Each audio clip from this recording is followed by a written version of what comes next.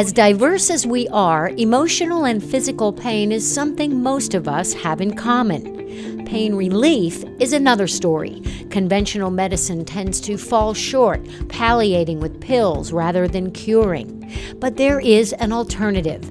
Award-winning naturopath Dr. Manon Bolliger is a leading expert and pioneer in healing pain and trauma through her innovations and contributions to the Bowen therapy technique, named for the late Tom Bowen. This method of healing promotes patient awareness of the emotional connection to the body and a collaborative effort between doctor and patient. Through a sequence of relay points, which are organized sequentially, the body starts to produce its own healing process. And so the person may experience either heat in an area, or they could experience an emotion that comes up. And then just releasing it, it allows them to process that very, very quickly and integrate it in their body. Dr. Bolliger knows firsthand that the Bowen method works. She says it was Bowen therapy, homeopathy, and listening to her body that allowed her body the space to cure itself of MS and stage 4 cancer. I went through this process myself with my own diseases. And the first thing I did is I removed the diagnosis, the story behind the diagnosis. And I looked inside. I said, what's going on? Why am I developing this? What's in my life? What's in my circumstances?